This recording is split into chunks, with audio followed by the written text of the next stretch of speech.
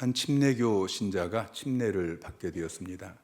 침례교에서는 세례를 우리처럼 그렇게 세례를 하지 않고 물속에 완전히 잠기는 침례를 하게 되는데, 침례를 받으러 들어가다가 주머니에 지갑이 있는 게 생각이 났어요. 그래서 목사님 잠깐만요, 제 지갑을 좀 꺼내고 침례를 받아야겠습니다. 그랬더니 목사님께서 하시는 말씀이, 당신의 지갑도 침례를 받아야 됩니다. 그렇게 이야기를 했다고 합니다. 여러분, 물질의 문제는, 돈의 문제는 우리가 이 세상을 살아갈 때도 중요하지만 신앙생활 할 때도 매우 중요한 것입니다. 하나님 우상을 싫어하십니다. 우상이 뭐냐면은 하나님보다 더 사랑하는 것, 하나님보다 더 의지하는 것, 이게 우상입니다. 오늘날 가장 큰 우상이 무엇이냐면 돈입니다. 바울은 영적 아들인 디모데에게 디모데 전서를 써서 보내면서, 특별히 디모데 전서 6장 이 마지막 부분에서 물질에 대한 이야기를 상당히 길게 이야기를 합니다. 그러면서 디모데 전서 6장 10절 11절에 보면은, 돈을 사랑함이 일만하게 뿌리가 되나니 이것을 탐내는 자들은 미혹을 받아 믿음에서 떠나 많은 근심으로써 자기를 찔렀도다. 오직 너 하나님의 사람아 이것들을 피하고 라고 말씀하고 있어요. 자, 지금 문제가 무엇입니까? 여기서 문제는 돈이 아니에요. 돈이 문제다, 돈이 일만하게 뿌리가 된다라고 이야기하는 것이 아니고, 돈을 사랑하는 마음, 돈을 탐내는 마음, 그 마음이 문제가 된다는 것이죠. 돈을 사랑하는 것이 일만하게 뿌리가 되는 것입니다. 아람의 군대 장관이었던 나하만이 납병에 걸렸습니다. 그리고 그 납병을 낫기 위해서 엘리사를 찾아오죠. 그리고 납병이 나았습니다. 준비해왔던 예물을 엘리사에게 드리는데 엘리사가 받지 않습니다. 그래서 그걸 가지고 다시 돌아가는데, 엘리사의 종이었던 게하시가 욕심이 났습니다. 그래서 쫓아갑니다. 그리고 거짓말을 하죠. 우리 주인에게 제자들이 찾아왔는데 그 제자들을 주기 위해서 은 1달란트 그리고 우복 2벌을 받아오라고 이야기했습니다. 그렇게 이야기하고, 그래서 나하만에게 은 2달란트 그리고 옷 2벌을 줘서 받아가지고 옵니다. 그런데 몸에 납병이 생겼죠. 여러분, 뭐가 문제예요? 돈을 사랑하는 마음, 탐심, 이게 문제인 것입니다. 아간은 여리고성에서 외투 1벌, 은 200세겔, 금 50세겔, 이걸 전리품으로 숨겼다가, 하나님께서 다 드리라고 말씀하셨는데 그걸 숨겼다가 그와 그 가족이 다 죽임을 당했습니다. 아나니아와 삽비라는 성령께서 감동을 주셔서 땅을 팔았는데 그 땅 판 값의 얼마를 감추어 놓았다가 죽임을 당했습니다. 가룟 유다는 은 30에 주님을 팔았습니다. 데마는 세상을 사랑해서 선교 사역을 갔다가 중간에 포기하고 돌아가 버렸습니다. 다 뭐가 문제예요? 돈을 사랑하는 마음, 탐심. 여러분, 돈은 하나님께서 우리에게 주실 때에 사랑하라고 주신 게 아니에요. 우리가 하나님을 사랑하고 이웃을 사랑하지만 돈은 사랑하라고 주신 것이 아니고 돈은 사용하라고 주셨어요. 여러분, 돈은 사랑할 대상이 아니고 사용할 대상이라는 것을 기억하시기 바랍니다. 예수님 당시의 종교 지도자들의 여러 가지 문제가 있었는데 그 중에 하나가 뭐냐면은 물질의 문제예요.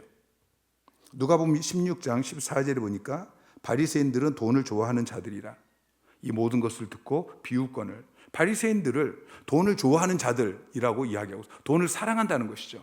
돈이 문제가 아니고 바리새인들이 돈이 있다, 이 이야기가 아니에요. 돈을 사랑하는, 여기서 일만하게 나오는데 바리새인들은 돈을 좋아하는 자들이었어요.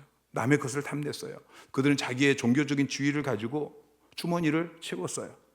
그래서 주님께서는 2차례나 성전에서 채찍을 휘두르고 성전을 깨끗게 하는 그런 일을 하시죠. 주님께서는 우리가 물질에 대해서 어떤 태도를 가져야 하는지를 산상수훈에서 교훈하고 있습니다. 오늘 본문부터 34절까지 크게 2가지를 말씀하고 있는데, 첫 번째는 오늘 본문의 이야기입니다. 24절까지 보물을 땅에 쌓아두지 말고 보물을 하늘에 쌓으라. 두 번째는 이제 25절부터 34절까지 이 뒷부분에서 물질적인 것 때문에 염려하지 말아라 라는 것을 말씀하고 있습니다. 오늘 첫 번째 부분, 보물을 땅에 쌓지 말고 하늘에 쌓으라 라는 이 부분의 말씀을 살펴보려고 하는데요. 자, 주님께서 보물을 땅에 쌓지 말고 하늘에 쌓으라 라고 말씀하시는 이유가 무엇입니까? 21절에 보면은 보물이 있는 곳에 내 마음도 있기 때문이에요. 자, 보물을 땅에 쌓으면 그 마음이 땅에 있어요. 보물을 하늘에 쌓으면 그 마음이 하늘에 있어요. 해바라기가 늘 태양을 바라보는 것처럼 우리 마음은 우리의 보물이 있는 곳을 늘 바라보게 되어 있어요. 하루는 남자 집사님 두 분이 함께 차를 타고 기도원으로 올라갔어요. 그런데 기도원으로 가는 도중에 소낙비가 너무 많이 쏟아져가지고 차가 미끄러졌어요. 그래서 길가에 기우뚱하게 그렇게 이제 빠졌는데 밤중이라서 누가 도와줄 사람도 없고 하니까 그 차를 이제 놔두고 그냥 할 수 없이 걸어서 이제 기도원까지 올라갔습니다. 그 두 분 집사님이 밤새 하나님 앞에 기도하죠. 앞들어 기도하는데 차 주인 집사님은 기도하기를 하나님 제 차가 물에 떠나가지 않도록 하나님 지켜주십시오. 또 같이 갔던 다른 집사님은 탄광을 운영하는 집사님이었는데 하나님 우리 탄광에 물이 새지 않도록 우리 탄광을 지켜주십시오. 그러니까 물질이 있는 곳에 어쩔 수 없이 우리의 마음이 갈 수밖에 없는 거예요. 그래서 우리가 물질을 땅에다 쌓아두면 우리의 마음은 늘 땅에 있게 되어집니다. 그런데 보물을 하늘에 쌓아두게 되면 우리의 마음은 늘 하늘을 바라보게 되어 있는 거예요. 그러면서 22절, 23절에 눈 이야기를 하죠. 22절, 23절 시작. 눈은 몸의 등불이니 그러므로 내 눈이 성하면 온몸이 밝을 것이요 눈이 나쁘면 온몸이 어두울 것이니 그러므로 내게 있는 빛이 어두우면 그 어둠이 얼마나 더하겠느냐. 눈이 성하면 온몸이 밝을 것이다. 그런데 눈이 나쁘면 온몸이 어두울 것이다. 여러분 눈을 한번 가려보세요. 눈을 가려보면은 잘 따라하시는 분이 계시는군요. 한 절반은 따라하고 절반은 목사가 이야기해도 그냥 가만히 계시고. 네. 여러분 눈을 가리면 온몸이 어두워집니다. 눈은 마음을 상징합니다. 내 마음이 땅에 있느냐, 내 마음이 하늘에 있느냐. 보물을 땅에 쌓지 않고 하늘에 쌓아서 그 마음이 하늘에 있는 사람은 눈이 성합니다. 나나주에 보면은 순전하면이라고 번역을 하고 있어요. 보물을 하늘에 쌓아둔 사람은 그 눈이, 그 마음이 순전하다는 거예요. 그래서 온몸이 밝을 것이다. 하나님이 주시는 전인격적인 그런 구원과 하나님이 주시는 놀라운 축복들을 받아 누리게 되는 것입니다. 그런데 눈이 나쁘면 그 삶이 어두운 죄악 가운데 방황하게 되어집니다. 내게 있는 빛이 어두우면 그 어둠이 얼마나 하겠느냐.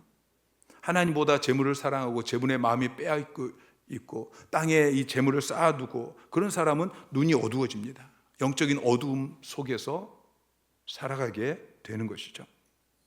마지막으로 24절에 하나님을 섬기는가 재물을 섬기는가. 하나님과 재물을 겸하여 섬기지 못하느니라 라고 말씀하셔요. 이건 결단을 요구하는 거예요. 둘을 같이 섬길 수 없다. 둘 중에 하나를 포기해야 된다. 버리고 하나만 선택해야 된다. 결단해야 된다. 오늘 본문을 통해서 주님께서는 저와 여러분에게 질문하십니다. 내 마음이 어디에 있느냐? 마음은 보물이 있는 곳에 있습니다. 여러분의 삶을 평가할 때 여러분의 보물은 어디에 있습니까? 여러분은 오전에도 말씀을 드렸는데요. 여러분의 시간과 여러분의 물질을 어디에 사용하십니까? 여러분이 매일 생각하고 계획하고 실행하고 그것은 무엇입니까? 19절 말씀을 다시 한번 보면 너희를 위하여 보물을 땅에 쌓아두지 말라라고 말씀하십니다. 우리 인생은 나그네 길이라고 말씀을 드렸습니다. 여러분 이 땅은 모텔과 같은 거예요. 우리가 잠깐 그 집을 요금을 내고 며칠을 거기서 살고 근데 거기서 계속 살지 않죠.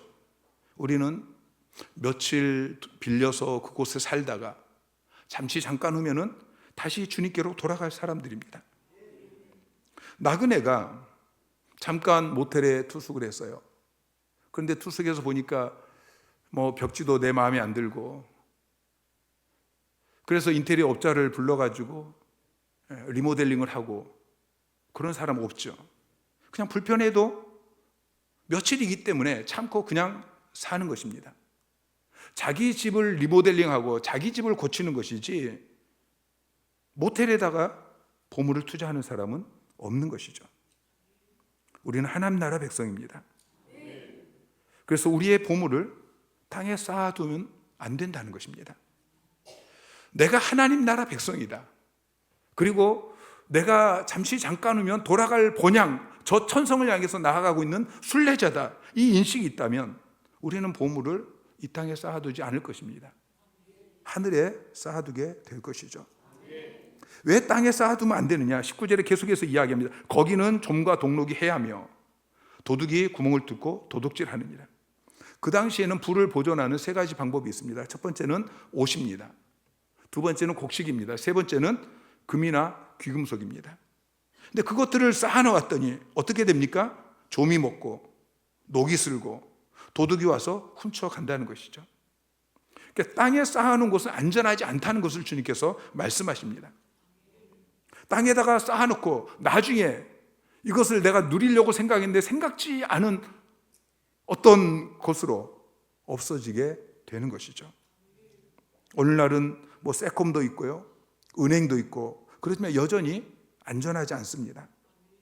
또 아무리 안전하게 지킬지라도 우리가 이 세상을 떠날 날이 있습니다. 떠날 때는 다 두고 가야 되는 거예요. 그래서 주님께서는 보물을, 너의 보물을 땅에 쌓아두지 말고 하늘에 쌓아두라고 말씀하십니다. 여러분, 보물을 땅에 쌓아두어서는 안 됩니다. 그렇다면 우리가 이 세상을 위해서는 돈을 쓰면 안 되고, 저축하지도 않아야 되고, 생명보험이나 또 집을 사고 미래를 준비하고 이런 것을 금하신 것입니까? 쌓아두다라고 번역한 이 헬라어 단어는 저장하다, 축적하다, 그런 의미를 가지고 있습니다. 주님은 우리가 매일 살아가는데 필요한 것을 말씀하시는 게 아닙니다. 쓰지도 않고 그냥 쌓아만 놓는 이것을 말씀하시는 것이죠. 주님은 우리가 소유하는 것 자체를 정죄하지 않습니다. 신명기 8장 18절에 보면은 내 하나님 여호와를 기억하라. 그가 내게 재물 얻을 능력을 주셨습니다. 하나님께서는 우리에게 재물 얻을 능력을 주십니다. 그러니까 우리가 재물을 소유하는 것 자체가 문제가 아니에요. 돈이 문제가 아니라는 것이죠. 디모데전서 6장 17절에는 우리에게 모든 것을 후히 주사 누리게 하시는, 하나님은 우리에게 후히 주시고 그것을 누리게 하시는 분이셔요. 그러니까 우리가 어떤 것을 소유하고 그것을 누리고 사용하고 이게 문제가 아니고 그냥 쓰지도 않을 건데 그걸 쌓아만 놓는 이것을 문제 삼으시는 것입니다. 하나님께서는 믿음의 조상인 아브라함에게 창세기 13장 2절에 보니까 가축과 은과 금이 풍부하였더라. 하나님께서는 아브라함을 부자로 만들어 주셨습니다. 하나님께서 욥을 모든 것을 다 잃어버렸지만 그 전보다 더 갑절의 부자로 만들어 주셨습니다. 욥기 42장 12절에 보면은 여호와께서 욥의 말년에 욥에게 처음보다 더 복을 주시니 그가 양 14,000과 낙타 6,000과 소 1,000결이와 암낙이 1,000을 두었고, 사탄이 욥의 모든 이 재물을 다 쓸어 가버렸는데 하나님께서는 2배로 갚아주셨습니다. 내 가족을 부양하는 일은 옳은 일입니다. 장래를 위해서 어떤 계획을 세우고 그것을 위해서 준비하는 것, 이것도 옳은 일입니다. 지혜로운 투자를 하는 것, 이거 옳은 일입니다. 사업을 하기 위해서 충분한 돈을 가지고 있는 것, 이거 옳은 일입니다. 그러나 탐심을 갖고 탐욕을 부리는 것은 옳지 않습니다. 내 삶 속에서 하나님의 영광을 위해서, 하나님 나라를 위해서 그렇게 소유하고 그것을 사용하는 것은 옳은 일이지만 그냥 나 자신만을 위해서 쌓아두고 간직해주고 그렇게 재물을 모으려고 하는 것은 죄악이라고 성경은 말씀하고 있습니다. 누가복음 12장 42절에 보면, 자 시작. 주께서 이르시되 지혜 있고 진실한 청지기가 되어 주인에게 그 집 종들을 맡아 때를 따라 양식을 나누어 줄 자가 누구냐. 진실한 청지기에 대해서 이야기합니다. 청지기는 자기 것이 아닙니다. 주인이 맡긴 것을 주인의 뜻대로 나누어 주는 사람, 이게 청지기인 것입니다. 여러분은 청지기라는 것을 기억하십시오. 여러분이 가지고 있는 것은 여러분의 것이 아닙니다.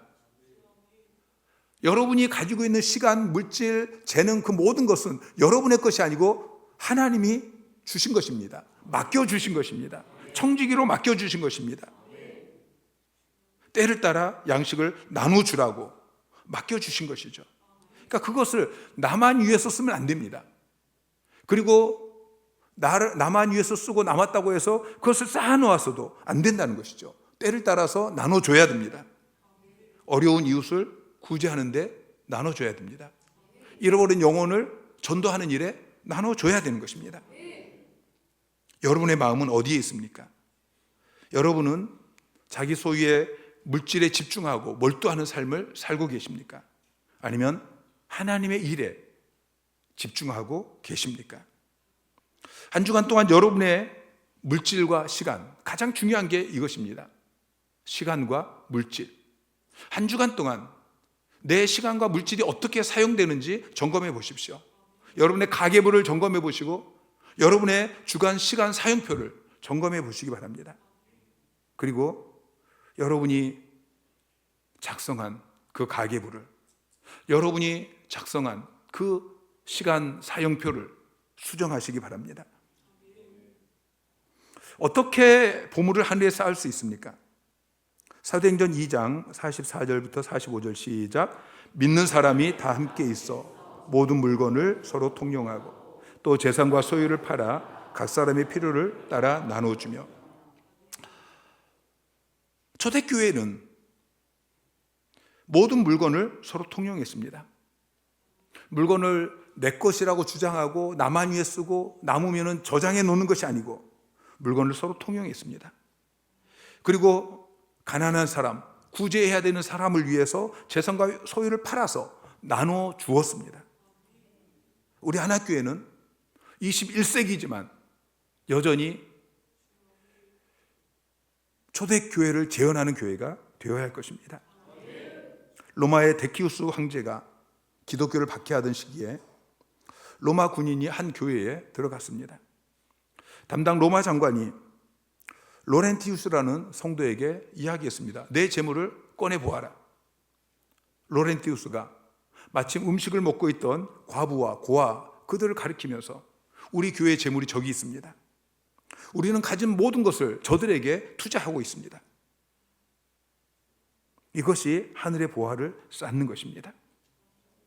신명기 14장 29절 말씀 시작. 너희 중에 분깃이나 기업이 없는 레위인과 내 성중에 거류하는 객과 및 고아와 과부들이 와서 먹고 배부르게 하라.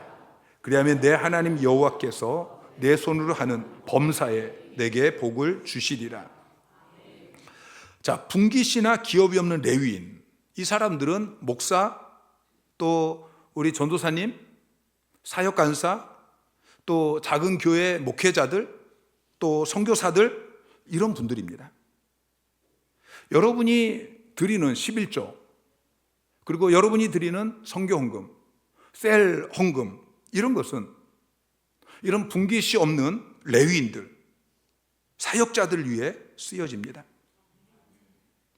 거류하는 객과 고아와 과부들이 와서 먹고 배부르게 하라 했는데, 가난한 자들, 배고픈 자들, 억눌린 사람들, 여러분이 구제헌금 드리는 것, 여러분이 장학헌금 드리는 것, 이것이 이들을 위해서 사용되고 있습니다. 여러분은 얼마나 쌓고 있습니까? 마가복음 10장 29절부터 30절까지 시작. 예수께서 이르시되 내가 진실로 너희에게 이르노니 나와 복음을 위하여 집이나 형제나 자매나 어머니나 아버지나 자식이나 전토를 벌인 자는 현세에 있어 집과 형제와 자매와 어머니와 자식과 전토를 100배나 받되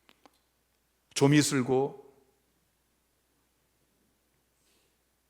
썩어버리고 도둑이 와서 도둑질해가고, 그렇지 않고 우리가 그것을 이 땅에 살면서 잘 지켰을지라도 언젠가 우리는 이 땅을 떠나야 합니다. 하나님께서 우리의 영을 부르실 날이 있습니다. 그때 우리는 쌓아두었던 그 모든 것을 다 놓고 가야 합니다. 어리석은 자요, 오늘 밤 내 영혼을 도로 차지리.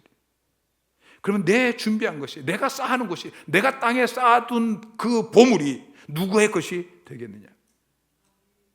김소엽 권사님이 하루는 늦은 밤에 책상에 앉아서 성경 말씀을 묵상하다가 이 20절 말씀이 눈을 사로잡았습니다. 어리석은 자여, 오늘 밤에 내 영혼을 도로 찾으리니. 그러면 내 준비한 것이 누구의 것이 되겠느냐.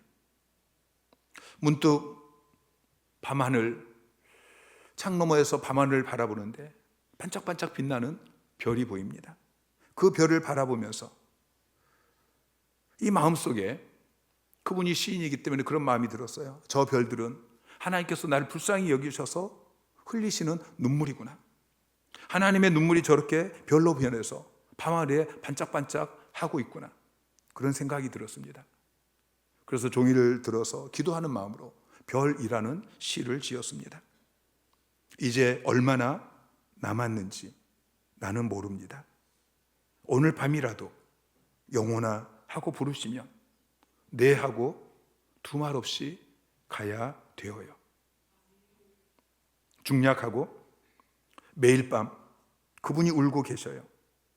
이제 조금밖에 안 남았는데 하늘 곳간은 텅 비어 있고 입이 터지도록 먹고 마셔도 정작 가진 것, 이 세상에 남긴 것 하나도 없어. 저 불쌍한 자식을 어쩌나 울고 계셔요. 그분이 흘린 눈물, 방울마다 빛나는 별이 되어요. 처음에 지갑도 침례를 받아야 된다는 말씀을 드렸습니다.